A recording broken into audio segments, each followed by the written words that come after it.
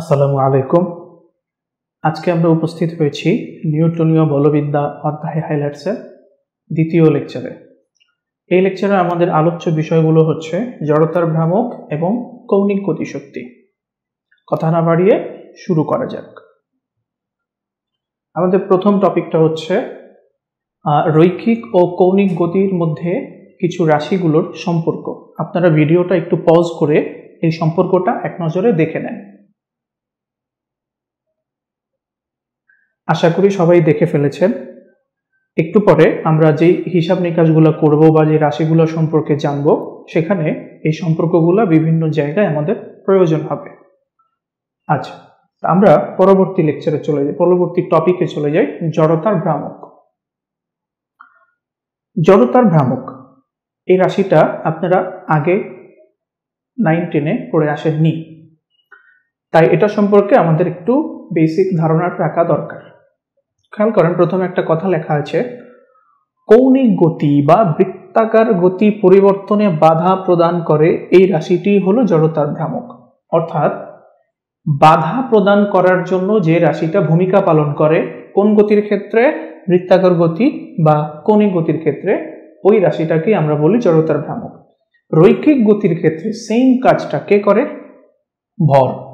অর্থাৎ কোনো একটা স্থির বস্তুকে যদি আপনি গতিশীল করার চেষ্টা করেন বা একটা গতিশীল বস্তুর গতি পরিবর্তন করার চেষ্টা করেন, সেই ক্ষেত্রে ভর বাধা দান করে।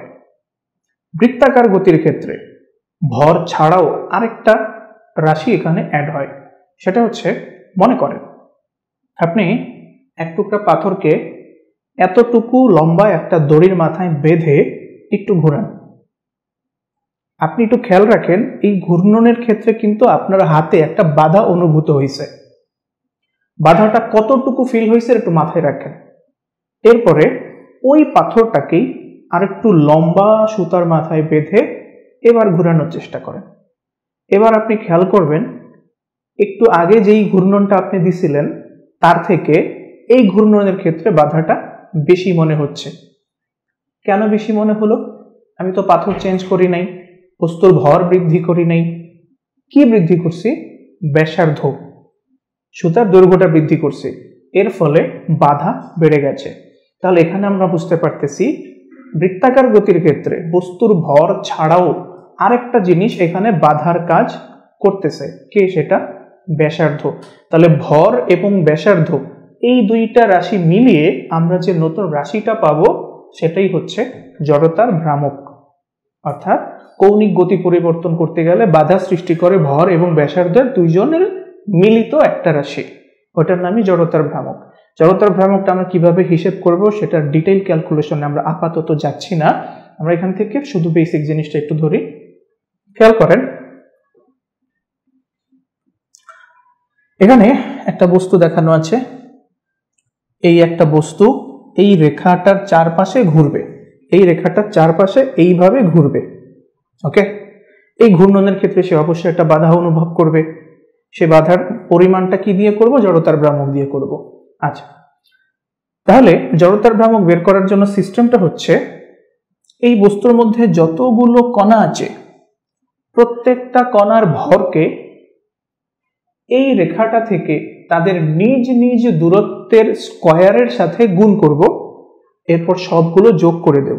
এটাই হচ্ছে জড়তার ভ্রামক হিসাবের সিস্টেম। এখন কথা হলো, নামটা জড়তার ভ্রামক কেন? ভ্রামক মানে কি?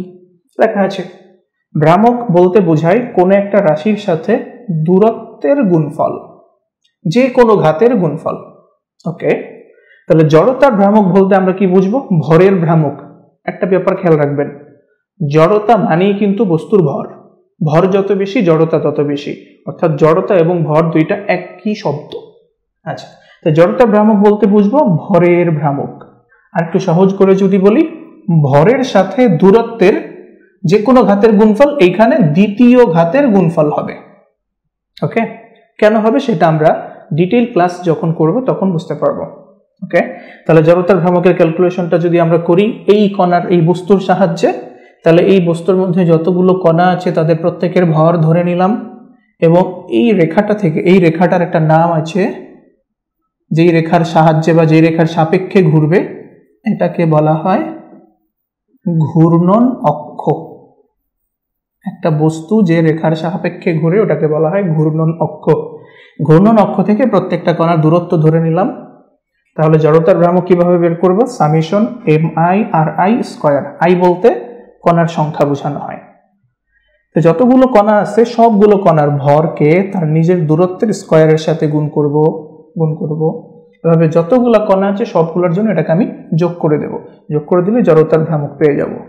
এখন একটা ব্যাপার খেয়াল করে, সংজ্ঞা অনুসারে জড়তার ভ্রামকটাকে আপনি যেভাবে বের করতেছেন, প্রত্যেকটা কণার জন্য ভর এবং ব্যাসার্ধের স্কয়ার গুণ করতেছেন, যোগ করতেছেন। কিন্তু একটা বস্তুর মধ্যে কতগুলো কণা থাকতে পারে?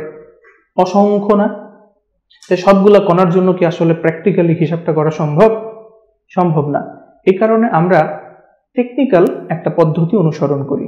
কি সেটা? সেটা হচ্ছে এই বস্তুটার সবগুলো কণা না নিয়ে আমরা ওই বস্তুর মধ্যস্থ জাস্ট একটা কণার ভর মাপবো এবং ওই কণার দূরত্ব দিয়েই আমি পুরো বস্তুর জড়তার ভ্রামক বের করে ফেলতে পারবো। কিভাবে? দেখেন, এখানে প্রত্যেকটা কণার ভর নিছি। এখন আমি সেটা না করে আমি কি করব? এই বস্তুটার ভর কেন্দ্রের ভরটা শুধু ভর কেন্দ্রের ভর নেব। ভর কেন্দ্রের ভর নিলে পুরা বস্তুর ভরটাই চলে আসলো হিসেবে। এরপর ওই ঘূর্ণন অক্ষ থেকে ওই ভর কেন্দ্রের দূরত্বটা আমি মাপবো। ওকে, তাহলে ওই কণাটার যদি আমি জড়তার ভ্রামক বের করি, পুরা বস্তুর জড়তার ভ্রামক বের হয়ে যাবে। সেই ক্ষেত্রে জড়তার ভ্রামকের এক্সপ্রেশনটা দাঁড়ায় এইরকম: ভর কেন্দ্রের ভর, দ্যাট মিনস পুরা বস্তুর ভর, সঙ্গে স্কয়ার করতেছি কাকে? ঘূর্ণন অক্ষ থেকে ওই ভর কেন্দ্রের দূরত্বটাকে। এখন এই যে ভর কেন্দ্রের দূরত্ব, এটাকে আমরা ক্যাপিটাল কে দিয়ে লিখবো। এটার নাম হচ্ছে চক্রগতির ব্যাসার্ধ। কি নাম? চক্রগতির ব্যাসার্ধ, যে লেখা আছে। ওকে, তাহলে জড়তার ভ্রামক বের করার টেকনিক্যাল উপায় হচ্ছে এটা: I is equal to mk square. শুধু একটা হিসাব দিয়ে আমরা এখান থেকে জড়তার ভ্রামকটা নির্ণয় করে ফেলতে পারবো। তো জড়তার ভ্রামক নির্ণয় করার জন্য আমার কি দরকার? যার জড়তার ভ্রামক বের করব তার ভরের মানটা দরকার এবং তার চক্রগতির ব্যাসার্ধটা দরকার। এই ব্যাপারটা মাথায় রাখবেন। ব্যাস, এইভাবে করে আমরা এখন একটা ম্যাথ দেখি। আচ্ছা, খেয়াল করি কি লেখা আছে। একটি চাকার ভর 10 কেজি। ওকে, চক্রগতির ব্যাসার্ধ 0.5 মিটার হলে জড়তার ভ্রামক বের করো। আচ্ছা, সবই দেওয়া আছে, ভর দেওয়া আছে, চক্রগতির ব্যাসার্ধ দেওয়া আছে। আমরা জড়তার ভ্রামকের ফর্মুলাটা কি দেখেছিলাম একটু আগে? mk square. ওকে, আচ্ছা, ভর কত দেওয়া আছে? 10 কেজি। লিখলাম 10 কেজি। চক্রগতির ব্যাসার্ধ দেওয়া আছে 0.5 মিটার। এটাকে স্কয়ার করে দিলাম। 0.5 কে স্কয়ার করলে হবে 0.25। 10 দিয়ে গুণ করলে পাবো 2.5। এত একক কি হবে? একক হবে কেজি মিটার স্কয়ার। কিভাবে? ভরের একক কেজি, এর চক্রগতির ব্যাসার্ধ, এটা একটা দূরত্ব বোঝায়, তার একক হবে মিটার। স্কয়ার আছে তাই কেজি মিটার স্কয়ার। ওকে, খুব সিম্পল হয়ে গেল। এরপর আরেকটা ম্যাথ দেখি। ওকে, কি বলছে? একটি চাকতির ভর 10 কেজি এবং ব্যাসার্ধ 0.5 মিটার হলে জড়তার ভ্রামক বের করো। একটু পার্থক্য আছে আগের ম্যাথটার সঙ্গে। কিরকম? ওখানে চাকা বলা ছিল, এখানে চাকতি বলা আছে। দুটা মোটামুটি একই জিনিস আপাতত ধরেন। আগেরটাই বলা ছিল চক্রগতির ব্যাসার্ধ 0.5 মিটার, কিন্তু এখানে বলা আছে ওই চাকতির নিজের ব্যাসার্ধ 0.5 মিটার। খেয়াল রাখবেন, চক্রগতির ব্যাসার্ধ আর বস্তুর নিজের ব্যাসার্ধ কিন্তু সেম না। কিছু কিছু ক্ষেত্রে সেম হয়, কিন্তু বেশিরভাগ ক্ষেত্রেই না। ওকে, শুধু ব্যাসার্ধ দেওয়া থাকলে কিন্তু আপনি চট করেই ফর্মুলা দিয়ে জড়তার ভ্রামক বের করে ফেলতে পারবেন না। এটার জন্য কি করণীয়? খেয়াল করেন, চক্রগতির ব্যাসার্ধ এক একটা বস্তুর জন্য এক এক রকম হবে। কেন? চক্রগতির ব্যাসার্ধ বলতে আমরা কি দেখলাম একটু আগে? এই যে ঘূর্ণন অক্ষ থেকে বস্তুটার ভর কেন্দ্রের দূরত্ব দেখছি। এখন সব বস্তুর ভরকেন্দ্র কি সেম জায়গায় থাকে? না। যেমন একটা বর্গাকৃতির বস্তু যদি নেই, তার ভরকেন্দ্র থাকবে কর্ণদ্বয়ের ছেদবিন্দুতে। আবার একটা বৃত্তের কেন্দ্র তার নিজ কেন্দ্রে থাকে, একটা ত্রিভুজের কেন্দ্র থাকে তার মধ্যমাত্রায়ের ছেদবিন্দুতে। সেক্ষেত্রে ভরকেন্দ্রগুলো কি সেম জায়গায় থাকে? না। তাহলে ঘূর্ণন অক্ষ থেকে তাদের দূরত্বও সেম হবে না। তাহলে আমরা এখান থেকে বুঝি যে সব বস্তুর জন্য চক্রগতির ব্যাসার্ধ সেম না, এক এক আকৃতির জন্য এক এক রকম হবে। সুতরাং বস্তুর নিজের ব্যাসার্ধ বলা থাকলেই কিন্তু সেটা চক্রগতির ব্যাসার্ধ হবে না। এই ক্ষেত্রে আমাদের করণীয় কি? করণীয় হচ্ছে বিভিন্ন আকৃতির বস্তুর জন্য চক্রগতির ব্যাসার্ধ নির্ণয় করা সম্ভব। তো এখানে কতগুলা বিশেষ আকৃতির বস্তুর জন্য চক্রগতির ব্যাসার্ধ এবং জড়তার ভ্রামকের ফর্মুলা দেওয়া আছে। আপনারা ভিডিও পজ করে করে নিয়ে এখানে যে ফর্মুলাগুলো আছে সেগুলোকে নিজ দায়িত্বে নোট করে নেবেন। আমরা এখান থেকে আপাতত কিছু মান ব্যবহার করতেছি। দেখেন, এই যে এখানে একটা ঘটনা বলা আছে যে পাতলা বৃত্তাকার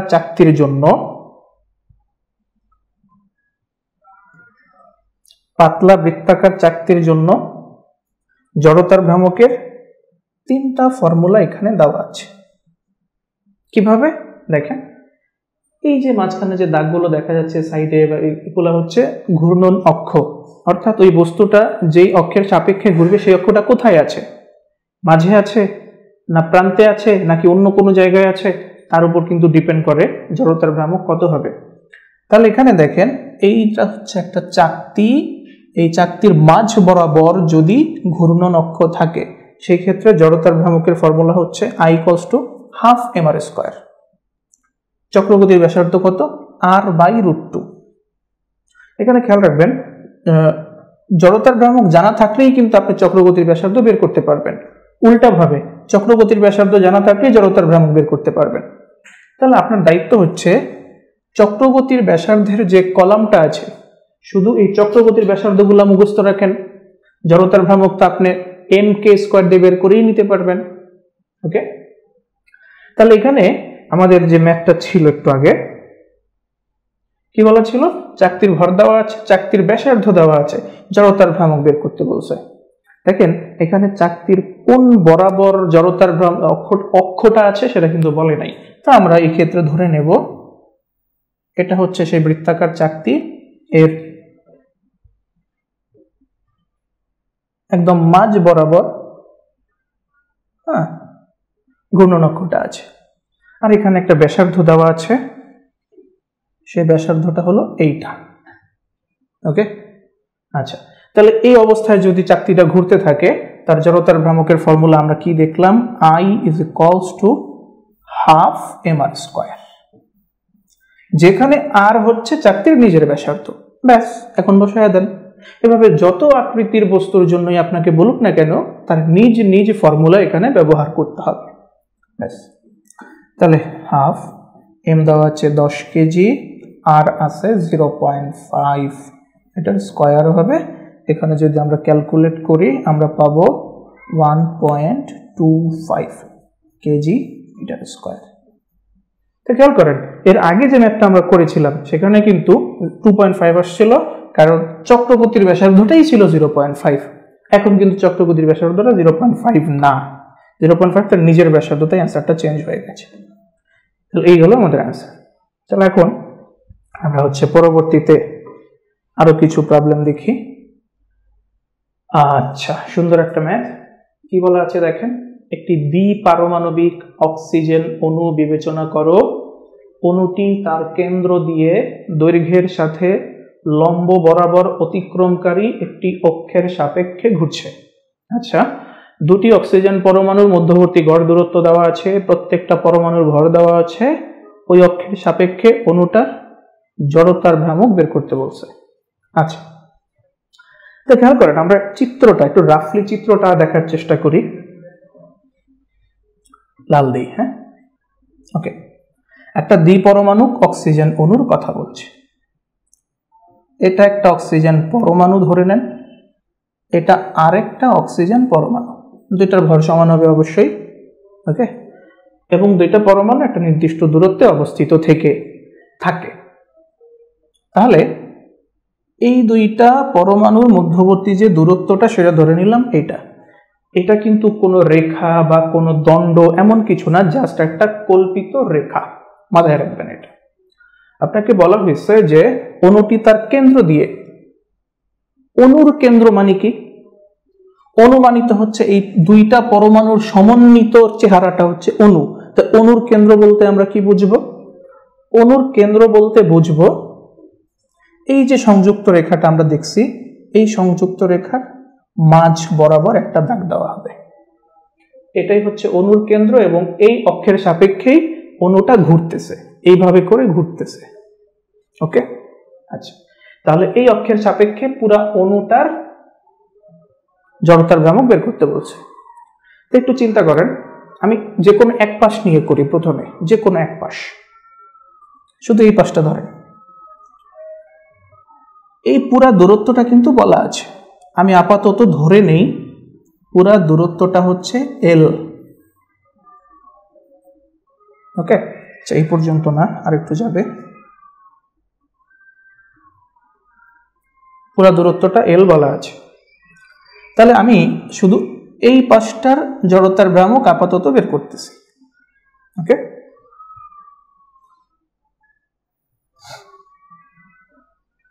তাহলে শুধু এই পাশটার জড়তার ভ্রামক কি হবে খেয়াল করেন, এটা ধরেন I1। ওকে, তো কি হবে, m into L/2 whole square. কিভাবে? একটা পরমাণুর ভর লিখলাম m,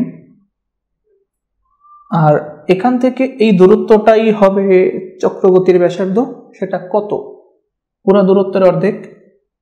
এখন আপনি বলতে পারেন যে ভাইয়া আপনি এখানে যে পরমাণুটা আঁকলেন সেই পরমাণুটা তো গোলক আকৃতির, তো গোলক আকৃতির হইলে তার জন্য গোলকের ফর্মুলা দিতে হবে। চিন্তা করেন, পরমাণুটার আকৃতি গোলক এটা আপনি জানেন, কিন্তু আকৃতিটা কিন্তু খুবই ছোট, খুবই ছোট হলে ওটাকে একটা বিন্দুর মতো আমি বিবেচনা করতে পারি। আর একটা বিন্দুর জন্য জড়তার ভ্রামকের ফর্মুলা হচ্ছে নরমাল ফর্মুলা mr²। ওকে, তাহলে শুধু তার ভর লিখবেন এবং যে অক্ষের সাপেক্ষে ঘুরতেছে তার থেকে দূরত্বটা ডিরেক্ট লিখে দিবেন, ওইটাই তার চক্রগতির ব্যাসার্ধ।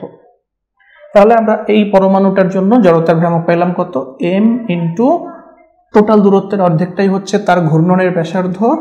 এই পরমাণুটা এই বরাবর ঘুরতেছে আর ও ওই বরাবর ঘুরতেছে। ওকে, তাহলে ওর জন্য জড়তার ভ্রামকের ফর্মুলা লিখলাম। তাহলে টোটাল জড়তার ভ্রামকটা কত হবে? টোটাল বলতে এখানে দুইটা পরমাণু একসঙ্গে ঘুরছে এবং এটা একটা সিমেট্রিক, ওই পাশেরটাও এই পাশেরটার সমানই হবে। তাহলে আমি টোটাল জড়তার ভ্রামক পাবো I1 নামে যেটা বের করেছিলাম তার ডাবল। ঘটনা শেষ। একটা পরমাণুর জন্য যা পাইছেন দুইটা পরমাণুর জন্য তার ডাবল হবে। তাহলে এখানে আমরা পাচ্ছি 2m into L/2 whole square, অর্থাৎ L²/4।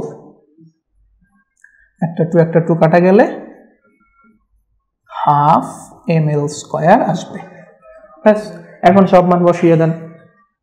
m বলতে এখানে একটা পরমাণুর ভর বলা আছে কত, এই যে 2.77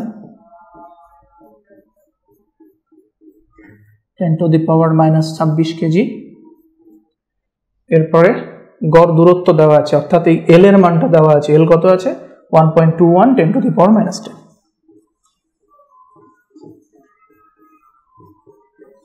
এটার স্কয়ার। ওকে, তাহলে এখন এটাকে যদি আমরা একটু ক্যালকুলেট করি,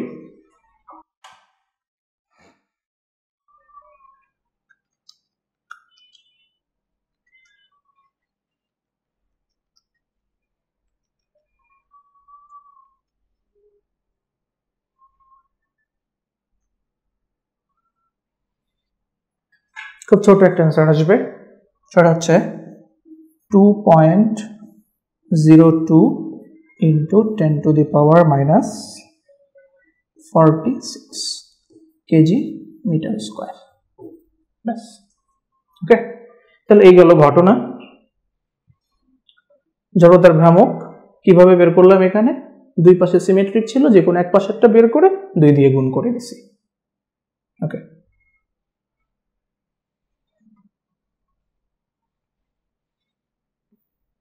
এটাকে একটু ছোট করে দেই, তাহলে আপনাদের জন্য দেখতে সুবিধা হবে।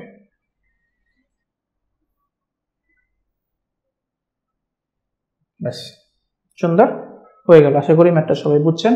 না বুঝে থাকলে পিছনে টেনে আরেকবার দেখে নেন। ওকে, এইবার আসি নতুন একটা টপিক, জড়তার ভ্রামকেরই। জড়তার ভ্রামক সম্পর্কিত দুইটা উপপাদ্য। উপপাদ্য মানে কি? উপপাদ্য মানে হচ্ছে চিরন্তন সত্য কথা। ওকে, মানে সব সময় যেটা হবেই, তার ব্যতিক্রম হবে না, এবং এটাকে গাণিতিকভাবে প্রমাণ করা সম্ভব। ওকে, আচ্ছা। সমান্তরাল উপপাদ্য, সমান্তরাল অক্ষ উপপাদ্য এবং লম্ব অক্ষ উপপাদ্য, জড়তার ভ্রামকের এই দুইটা উপপাদ্য আছে। সমান্তরাল অক্ষ উপপাদ্যটা কি একটু বুঝিয়ে দেই, খেয়াল করেন। যে কোনো শেপের একটা বস্তু নিলাম, তার ভর হচ্ছে m, এটার কেন্দ্র দিয়ে, ওর নিজ ভর কেন্দ্র দিয়ে যদি একটা অক্ষ আমি ধরি, এই অক্ষের সাপেক্ষে ওর জড়তার ভ্রামক যা হবে, ধরেন এটা আপনার জানা আছে। ওকে, কিন্তু আপনি চাচ্ছেন এইখান দিয়ে যদি আমি একটা অক্ষ আঁকি, তার সাপেক্ষে জড়তার ভ্রামকটা কি হবে সেটা নির্ণয় করতে চাচ্ছেন। তাহলে এইভাবে এই অক্ষের সাপেক্ষে জড়তার ভ্রামক নির্ণয় করার জন্য আপনার এই উপপাদ্যটা দরকার। উপপাদ্যটা কি সেটা নিচে লেখা আছে, দেখেন। I is equals to IG plus MD square, যেখানে IG মানে হচ্ছে ভরকেন্দ্রগামী অক্ষের সাপেক্ষে জড়তার ভ্রামক, অর্থাৎ ভরকেন্দ্র দিয়ে যে অক্ষটা আঁকছি তার জড়তার ভ্রামক IG যদি জানা থাকে, আপনি ওই IG এর সাথে MD স্কয়ার যোগ করে দিবেন, যেখানে M মানে হচ্ছে ওই বস্তুর ভর আর D মানে হচ্ছে এই দুইটা অক্ষের মধ্যবর্তী দূরত্ব, চিত্রে দেওয়া আছে। এই উপপাদ্যটার নাম সমান্তরাল অক্ষ উপপাদ্য। কেন? কারণ দেখেন আপনি যে দুইটা অক্ষ এখানে বিবেচনা করেছেন, দুইটাই কিন্তু কিভাবে আছে, সমান্তরালে আছে। তাহলে এই টেকনিকটা ব্যবহার করে যে কোনো জায়গায় অক্ষ রেখে যে কোনো বস্তুর জড়তার ভ্রামক নির্ণয় করা সম্ভব। ওকে, নেক্সট আরেকটা কি, লম্ব অক্ষ উপপাদ্য বা লম্বাক্ষ উপপাদ্য। সেটা হচ্ছে তিনটা জিওমেট্রিক অক্ষ আমরা আছে জানি, এক্স অক্ষ, ওয়াই অক্ষ, জেড অক্ষ। যে কোনো দুইটা অক্ষের সাপেক্ষে কোনো বস্তুর জড়তার ভ্রামক যদি আপনি বের করেন, ওই দুইটাকে যোগ করে দিলেই 3 নাম্বার অক্ষের সাপেক্ষে জড়তার ভ্রামক চলে আসবে, বের করতে হবে না। ওকে, যেমন ধরেন এই যে এখানে একটা বস্তু আছে, এই বস্তুটাকে 3টা অক্ষের সাপেক্ষে ঘোরানো সম্ভব। হ্যাঁ, কি কি দেখেন এভাবে রাখা আছে। আমি যদি এক্স অক্ষের সাপেক্ষে ঘুরাইতে চাই, এক্স অক্ষ বলতে আমরা কোন দিকে বুঝি, ডান আর বামে যে অক্ষটা গেছে, এই অক্ষের সাপেক্ষে যদি ঘোরান এই ধরনের একটা ঘূর্ণন তৈরি হবে। ওকে, আচ্ছা, যদি ওয়াই অক্ষের সাপেক্ষে ঘুরান এইরকম একটা ঘূর্ণন তৈরি হবে। হ্যাঁ, এখন দুই ক্ষেত্রে দুই রকম জড়তার ভ্রামক পাবেন, দুইটা যোগ করে দিলেন। যোগ করে দিলে আপনি কি পাবেন, যে অক্ষের সাপেক্ষে ঘুরাইলে যে জড়তার ভ্রামকটা ছিল, সেই জড়তার ভ্রামকের মানটা আপনি ডিরেক্ট পেয়ে যাবেন। ওইটা আর প্র্যাকটিক্যালি নির্ণয় করার প্রয়োজন নাই। কিভাবে করবেন, এই যে উপপাদ্যে লেখা আছে IZ is equals to IX plus IY। এখন আপনি জিজ্ঞেস করতে পারেন যে ভাইয়া আমি ওয়াই অক্ষের সাপেক্ষে বের করলাম, এক্স অক্ষের সাপেক্ষে বের করলাম, জেড অক্ষের সাপেক্ষে বের করলাম, তাহলে এক্স অক্ষেরটা কিভাবে পাবো? একই, যোগ করে দিবেন। আর আপনি বলতে পারেন ভাইয়া এখানে তো IZ equals to IX plus IY লিখছেন, আমি IX বের করতে চাচ্ছি, তাহলে IY এই পাশে চলে আসবে, এই পাশে চলে আসলে মাইনাস হয়ে যাবে। ওরকম না, আসলে আমরা যে কোনো অক্ষকে যে কোনো নাম দিতে পারি। উপপাদ্যের মূল কথাটা হচ্ছে যে কোনো দুইটা অক্ষের জড়তার ভ্রামক তৃতীয় অক্ষের সাপেক্ষে জড়তার ভ্রামকের সমান, এটা হচ্ছে কথা। এখানে মাইনাস দিয়ে কোনো কথা নেই। ওকে, তাহলে এই উপপাদ্যটা ব্যবহার করে, দুইটা উপপাদ্য ব্যবহার করে আমরা কিছু ম্যাথ দেখি। দেখেন এখানে একটা ম্যাথে, প্রথম 1 নম্বর ম্যাথে কি বলা আছে, একটা সরল সুষম দণ্ডের এক প্রান্তগামী অক্ষের সাপেক্ষে জড়তার ভ্রামক নির্ণয় করো। খেয়াল করেন, একটা সরল সুষম দণ্ডের কথা বলছে, হাত দিয়ে আঁকলাম, যদিও সরলও হয় নাই সুষমও হয় নাই, চিন্তা করে নেন। এক প্রান্তগামী যে কোনো একটা প্রান্ত, ধরেন এই প্রান্তের সাপেক্ষে তাকে আমি ঘুরাবো, এই প্রান্তে অক্ষ রেখে তাকে এটার চারপাশে এই যে এইভাবে করে ঘুরাবো, তাহলে এই ক্ষেত্রে তার জড়তার ভ্রামক কি হবে? খেয়াল করবেন, আমরা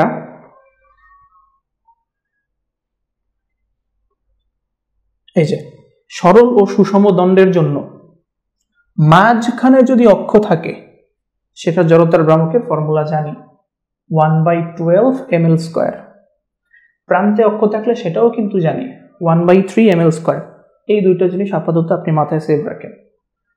তাহলে ভরকেন্দ্র দিয়ে গেলে যে জড়তার ভ্রামক সেটা আমরা এইটা জানি। ওকে, তাহলে এবার যাই ওদিকে। তাহলে এখান দিয়ে যদি অক্ষটা আমরা আঁকি, এই জড়তার ভ্রামককে আমরা লিখব কি আই জি, এটা লিখব কি আই।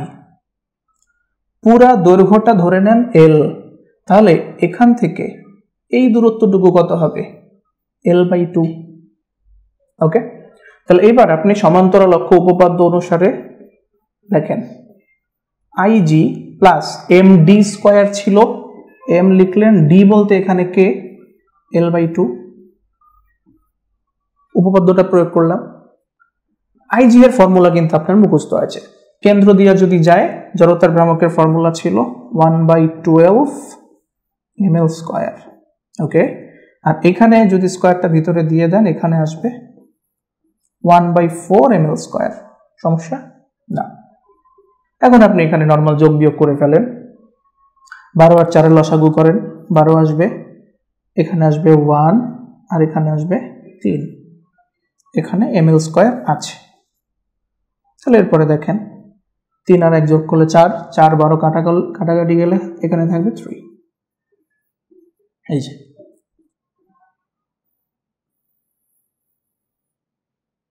প্রান্তগামী অক্ষের সাপেক্ষে জড়তার ভ্রামক পেয়ে গেলাম 1/3 ml²।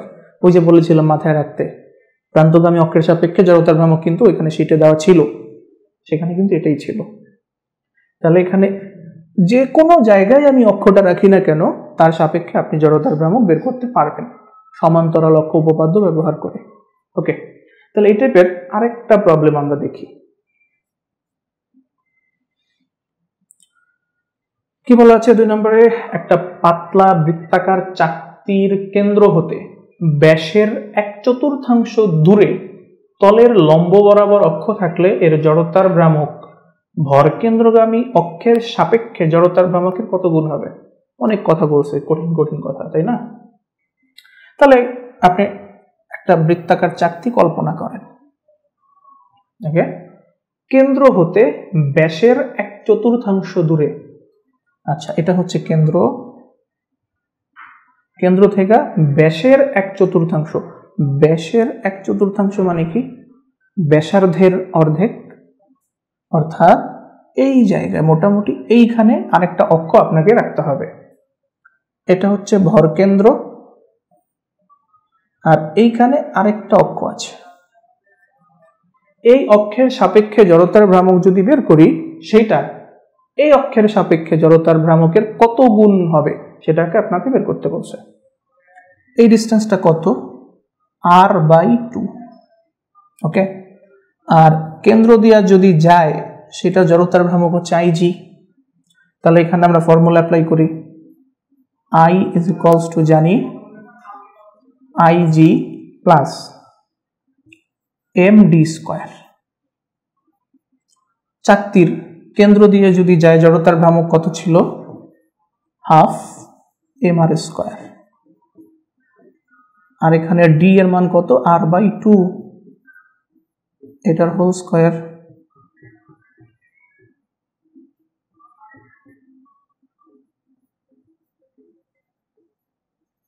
এরকম হবে। এখন আপনি যদি দুইটা যোগ করে দেন এরকম আসবে 3/4 mr²।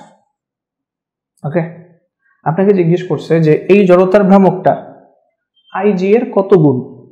আইজি কত ছিল 1/2 mr², আর এটা পাইছেন কত 3/mr², 3/4 mr²। তাহলে এখন আমরা কি বলতে পারি, সুতরাং I divided by IG equal to কি দাঁড়ায়, I পাইছি আমরা 3/4 mr², আর ওটা ছিল 1/2 mr²। কাটাছেড়া করেন, mr² কাটা যাবে, 3/4 কে 1/2 দিয়ে ভাগ করবেন, আসবে কত 3/2,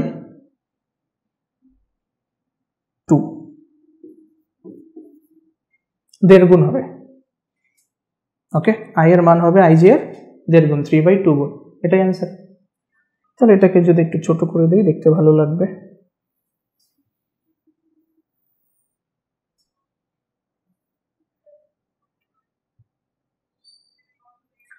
ওকে, আশা করি আপনারা এই দুইটা ম্যাথ বুঝে ফেলছেন। সামনে দেখি। ওকে, আরেকটা ম্যাথ আছে এখানে। কি বলা আছে?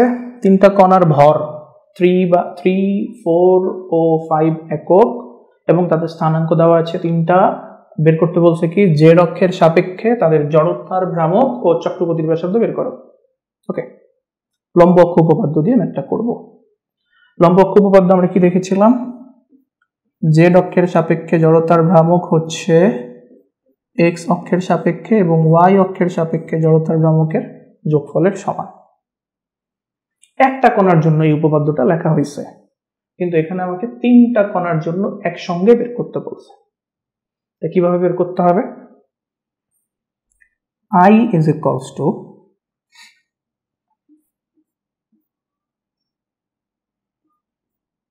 ix1, ix2, ix3 plus iz লিখে এখানে, হ্যাঁ, iy1, iy2 প্লাস iy3। বুঝেন কিনা? একবারে সিম্পল। জেড অক্ষের সাপেক্ষে বের করতে বলছে তিনটা কণার জন্য, তাই ix এবং iy তিনবার লিখছি। ওকে, আর ix1 এটা কিভাবে হিসাব করব? প্রথম কণার ভরটা লিখব। ওই প্রথম কণার যে স্থানাঙ্ক আছে এটা, তার প্রথম সদস্যটা হচ্ছে x এর মান, সেটা লিখতে হবে 4²। ওকে, একইভাবে দ্বিতীয় কণার জন্য আমি লিখতে পারবো তার নিজের ভর 4 এবং দ্বিতীয় কণার জন্য x এর মানটা কত আছে? 3²। তৃতীয় কণার জন্য 5, তার জন্য x এর মান কত আছে? 2²। তাহলে এই তিনটা হইল x অক্ষের সাপেক্ষে। একইভাবে y অক্ষের সাপেক্ষে করতে পারবো। সেই ক্ষেত্রে কি করতে হবে? প্রথম কণার ভর লিখতে হবে, দ্বিতীয় কণার ভর তার স্থানাঙ্ক, তৃতীয় কণার ভর তার স্থানাঙ্ক লিখতে হবে। এই ব্যাপারটাকে যদি আমরা একবারে লিখতাম, দেখেন এই প্রথম কণার ভর কিন্তু আমার দুইবার লেখা লাগবে, x এর মধ্যে একবার লেখা লাগবে, y এর মধ্যে একবার লেখা লাগবে। তো সেটা আমি করে ফেলি। অন্য কালার দিয়ে করি। তাহলে দেখেন প্রথম কণার ভর ছিল 3, এবার iy লিখছি, কিন্তু y এর জন্য দ্বিতীয় সদস্যটা লিখতে হবে। এখানে কত আছে? 0² প্লাস দ্বিতীয় কণার ভর আছে 4, দ্বিতীয় কণার স্থানাঙ্কের y এর সদস্যটা হচ্ছে -2, এটার স্কয়ার, প্লাস তৃতীয় কণার ভর আছে 5, এটার স্থানাঙ্কে তৃতীয় কণার স্থানাঙ্কের দ্বিতীয় সদস্যটা হচ্ছে 1। ব্যাস, এখন যদি আপনি সব যোগ করে দেন, একটা অ্যান্সার আমি আপনাকে বলে দিচ্ছি, সেটা হচ্ছে 125 একক আসবে। সব যদি আপনি যোগ করে দেন, হয়ে গেল। এখন আপনাকে আবার চক্রগতির ব্যাসার্ধ বের করতে বলছে।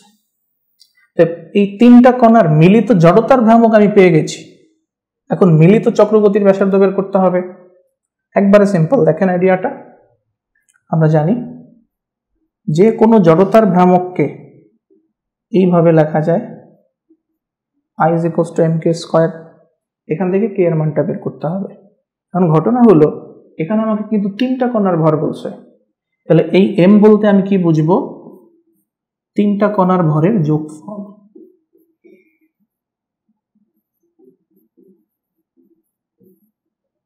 আর এখানে আছে k²। এই i কিন্তু আসলে iz, এই যে এখানে যেটা পাইছি আমরা, তো এখান থেকে আমি k এর মান বের করতে পারবো না? অবশ্যই পারবো। k এর মানটা কি আসবে? বড় একটা রুট দেব, iz divided by m1 plus m2 plus m3। ব্যাস, iz এর মান পাইছি আমরা 125, m1 m2 m3 তিনটার মান আমি জানি, বসায় দিবেন। বসায় দিলে এখান থেকে কিছু একটা পাবেন, কিরকম যেন মনে আছে আমার, 10.41 এত একক। আপনি মিটার, সেন্টিমিটার, কিলোমিটার এগুলো কিছু লিখতে পারবেন না, কারণ এককগুলো দেওয়া নেই।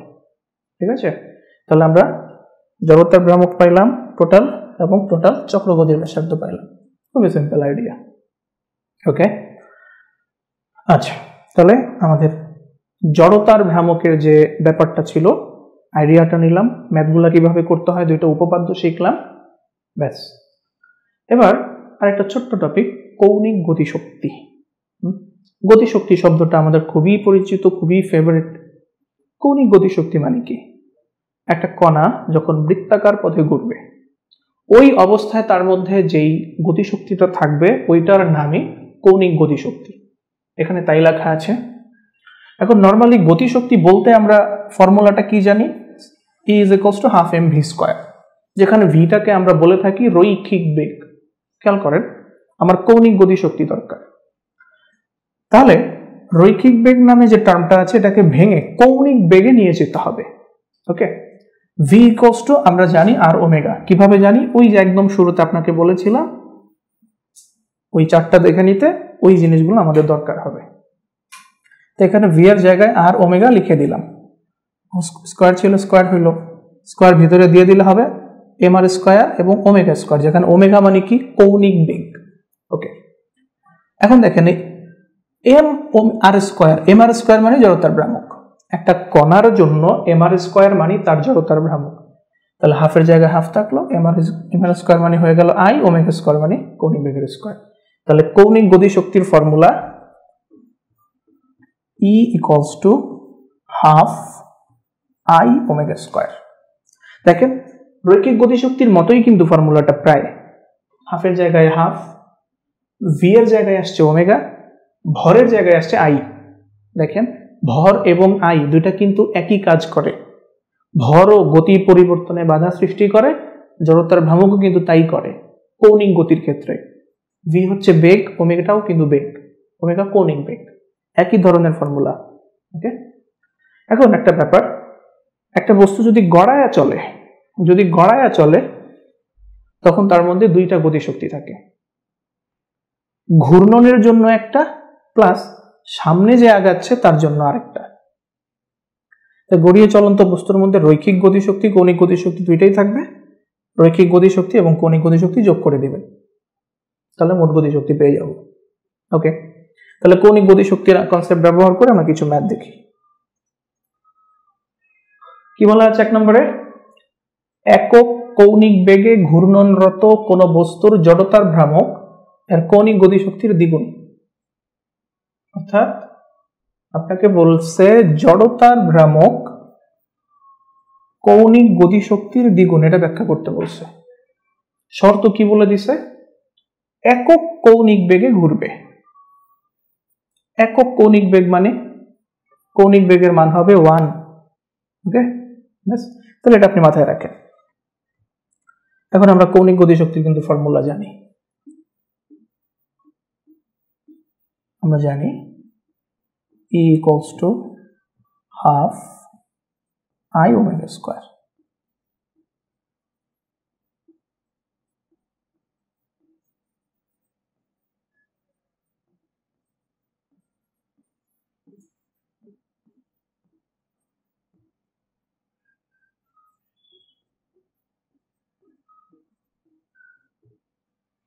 একক কৌণিক বেগে যদি ঘুরে, দেখেন এখানে শুধু আপনাকে ঘোরার কথা বলছে, গড়ানোর কথা কিন্তু বলে নাই, তাই আমরা গতিশক্তি শুধু ½ I ওমেগা² লিখছি। একক কৌণিক বেগে ঘুরলে ওমেগার মান হবে 1 রেডিয়ান/সেকেন্ড, কৌণিক বেগের একক। ওমেগার এই মানটা যদি এখানে আমরা বসিয়ে দিই, তো E = কি পাবো? ½ I1²। থাকলো কি? E = ½ I। সুতরাং I এর মানটা কি দাঁড়াইবে? 2E। এটাই আপনাকে দেখাইতে বলছে। জড়তার ভ্রামকের মান গতিশক্তির দ্বিগুণ। শর্ত হচ্ছে একক কৌণিক বেগে ঘুরতে হবে, অন্য কোনো বেগের জন্য কিন্তু এই সম্পর্কটা আসবে না। ওকে, সিম্পল জিনিস। পরের ম্যাথে যাই। কি বলছে? একটি নিরেট সিলিন্ডারের ভর 2 কেজি, যা 4 মিটার/সেকেন্ড সমবেগে গড়িয়ে যাচ্ছে। গতিশক্তি হিসাব করো। আমরা জানি গড়িয়ে চলন্ত বস্তুর জন্য গতিশক্তির ফর্মুলাটা হচ্ছে half mv square plus half I omega square. Okay, সিলিন্ডারের ভর দেওয়া আছে, সিলিন্ডারের বেগ দেওয়া আছে। কোন বেগ? এটা মিটার পার সেকেন্ড, এটা রৈখিক বেগ, ভি দেওয়া আছে। কিন্তু আমার টোটাল গতিশক্তি বের করার জন্য কিন্তু ওমেগাটাও দরকার, কৌণিক বেগ দরকার। কৌণিক বেগ দেওয়া নেই, ব্যাপার না, আমি আছি। খেয়াল করেন, নিরেট সিলিন্ডার বলছে,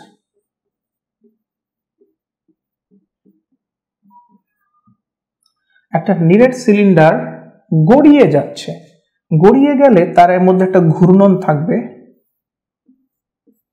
সেই ঘূর্ণন অক্ষটা কোন বরাবর?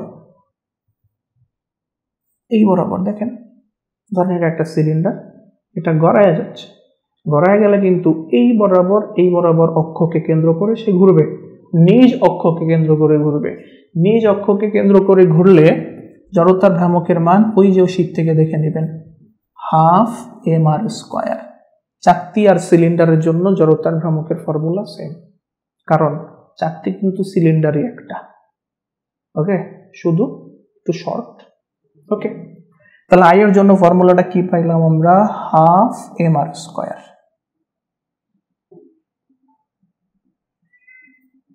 এখানে আছে ওমেগা, ওমেগার মান কিন্তু আমাদের জানা নেই। একটা কাজ করি, ওমেগাটাকে ভিএ কনভার্ট করে ফেলি। ওমেগা থেকে ভিএ কিভাবে যাওয়া যায়? এইভাবে দেখেন, ওই যে V equals to R omega ছিল, তাহলে ওমেগা মানে কি? V by R.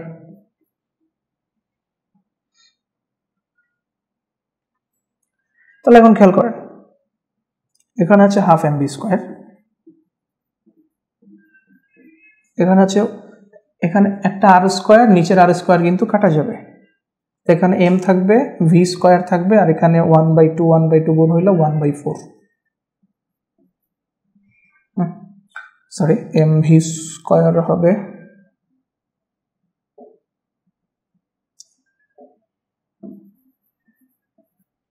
তাহলে এখন দেখেন, এই দুইটা যোগ করলে আমাদের কত আসতেছে? 3/4 mv স্কয়ার। তাহলে এই হলো মোট গতিশক্তির ফর্মুলা। ফর্মুলা বলতে মান আর কি। এখন যে ভর দেওয়া আছে, বেগ দেওয়া আছে, সব বসিয়ে দেন। 3/4, ভর দেওয়া আছে 2 কেজি, বেগ দেওয়া আছে 4 স্কয়ার। 16, 4, 8, 24 জুল। এই তো। ওকে, বুঝতে পারছেন আশা করি। এরকম আরেকটা ম্যাথ দেখি, কি বলছে? একটি পিতলের নিরেট গোলকের ভর 2 কেজি। নিরেট গোলক, গোলকটি 7 মিটার উঁচু হতে একটি আনত তল বেয়ে গড়িয়ে পড়ছে। ভূমি স্পর্শ করার পূর্ব মুহূর্তে ভরকেন্দ্রের গতিশক্তি ও কৌণিক গতিশক্তি কত ছিল? খেয়াল করেন,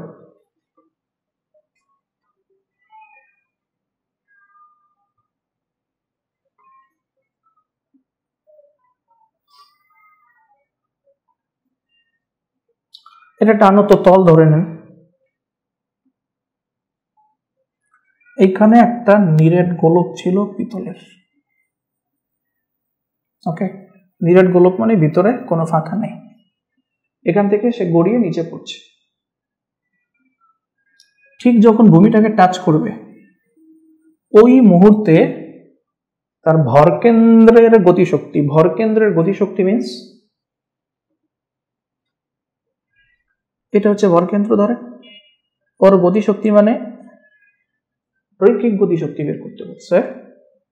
এবং সে যে এখান থেকে এই পর্যন্ত আসবে, অবশ্যই স্লাইড করে না, গড়িয়ে গড়িয়ে আসবে, তার একটা ঘূর্ণন গতিশক্তিও থাকবে।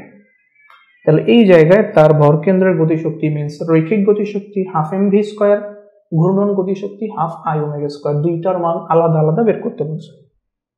দুইটার মান যদি আলাদা করে বের করতে চাই, মোট গতিশক্তিটা কত সেটা অন্তত জানতে হবে। মোট গতিশক্তিটা বের করার কোনো উপায় নাই, কিন্তু একটা কৌশল আছে। সেটা হচ্ছে, দেখেন, যখন সে একদম চূড়ায় ছিল তখন কিন্তু সে ভূমি থেকে একটা নির্দিষ্ট উচ্চতায় ছিল। এই যে এইখানে তার একটা হাইট দেওয়া আছে, কত সেটা 7 মিটার।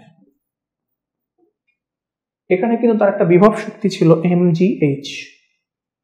যখন সে ভূমিতে চলে আসছে, পুরা বিভব শক্তিটা এখানে আসার পর মোট গতি শক্তিতে কনভার্ট হয়েছে। তাহলে কি আমরা এই জিনিসটা বলতে পারবো না যে mgh এবং নিচের মোট গতি শক্তি সমান?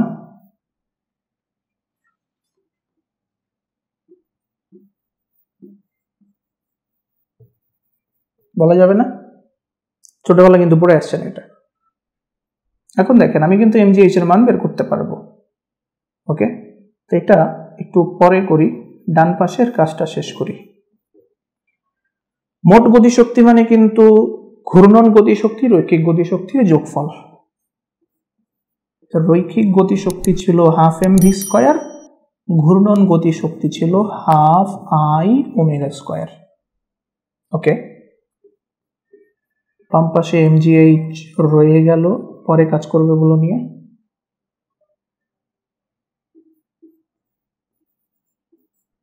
mv স্কয়ার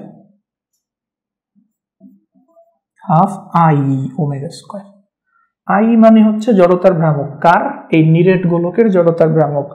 নিরেট গোলকের জড়তার ভ্রামকের ফর্মুলা কিন্তু আমাদের জানা আছে, 2/5 mr square.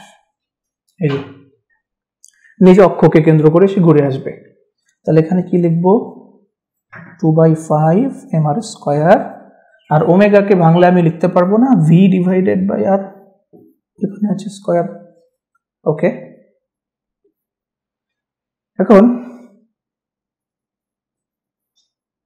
mgh equals to, একটু হিসাব নিকাশ করেন, আর স্কয়ার কাটা যাবে, ভি স্কয়ার থাকবে, 2 কাটা যাবে, এখানে হাফ mv স্কয়ার, এখানে 1/5 mv স্কয়ার।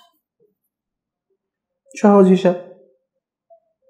এখন half mv square 1/5 mv square আপনি যোগ করেন।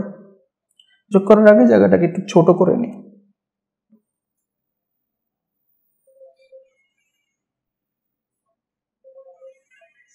দেখতে আগে থেকে আরো সুন্দর হয়েছে না? ওকে, এই সাইডে আসি। তাহলে এখানে হাফ 10 আসবে, 5 উপরে 2, 7/10 mgh ইকুয়ালস টু 7/10। ঠিক আছে তো? mv square. খেয়াল করেন এখান থেকে কিন্তু আমি mv স্কয়ারের মানটা বের করতে পারবো। তো বলতে পারেন ভাই mm কেটে দেই, কাটবো না, রেখা দিলাম। তো কত আসবে? 10/7 ইন্টু mgh। m এর মান জানা আছে, m এর মান কত জানা আছে? 2 কেজি। g 9.8, h 7 metre. বাও, h এর মানটা খুব সুন্দর একটা মান দিয়ে দিছে, তো 7 কাটা যাবে, এখানে আসবে কত? 196 mv স্কয়ারের মান পাইছে। ওকে, আমাকে বের করতে বলছিল কি? ভরকেন্দ্রের গতিশক্তি মানে হাফ mv স্কয়ার বের করতে বলছে, কৌণিক গতিশক্তি হাফ i ওমেগা স্কয়ার বের করতে বলছে। ওকে, এটাকে আবার একটু ছোট করি। কি হলো?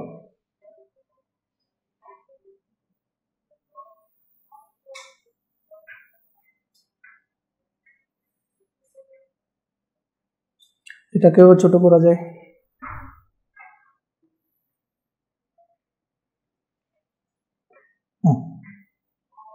নাও, ভরকেন্দ্রের গতিশক্তি মানে রৈখিক গতিশক্তি।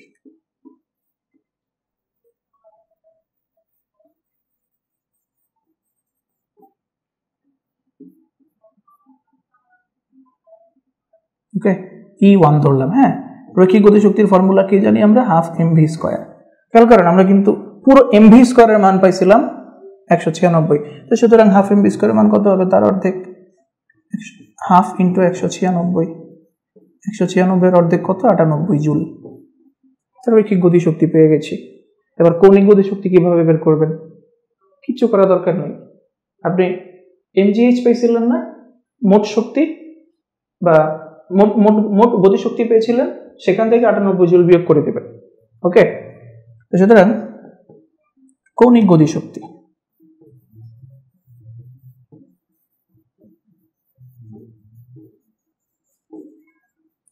গতিশক্তি হবে মোট গতিশক্তি মানে mgh, সেখান থেকে E1টা বিয়োগ করে দিবেন, রৈখিক গতিশক্তিটা বিয়োগ করে দিবেন। না বুঝলে আর একটু ভাবেন, মোট গতিশক্তি মানে কিন্তু mgh ছিল, চলে গেল কেন? ওকে, তো মোট গতিশক্তি আমরা কত পেয়েছিলাম? মোট গতিশক্তি যদি আপনি একটু হিসাব করেন, mgh এর মান আবার বের করতে হবে। m ছিল কত? 2 কেজি, g 9.8, ওটা 7, এটা পাইছি 98। ওকে, তাহলে 137.5 মাইনাস 98, তাহলে এখানে আপনি হিসাব নিকাশটা করে ফেলবেন, যদি 100 হয় তো 37 39.5, এই গেল ঘটনা। ওকে, তাহলে খেয়াল করেন আমার কিন্তু ডিরেক্ট মোট গতিশক্তিটা দেওয়া ছিল না বিধায় আমাকে এই টেকনিক ফলো করে দুইটা গতিশক্তি বের করা দরকার হয়েছে। ওকে, তো আশা করি ম্যাথটা বুঝতে পারছেন, না বুঝে থাকলে একটু ব্যাকে টেনে আবার দেখে নেবেন, আশা করি বুঝবেন। এই তো অবশ্য আমি পরের স্লাইড একটু জায়গা রেখেছিলাম এই ম্যাথটা করার জন্য, কিন্তু দরকার হয় না, ওই পাশে হয়ে গেছে। তাহলে আজকে আমাদের এই লেকচারে যে দুইটা টপিক ছিল, জড়তার ভ্রামক এবং কৌণিক গতিশক্তি, আশা করি এই দুইটা টপিক আপনাদের কাছে ক্লিয়ার হয়েছে। বিস্তারিত এবং ক্যালকুলেটিভ যে ব্যাপারগুলো আছে সেগুলো দেখার জন্য আমাদের ডিটেইল ক্লাসের জন্য আপনাদেরকে অপেক্ষা করতে হবে। সেই পর্যন্ত ভালো থাকেন, আল্লাহ হাফেজ।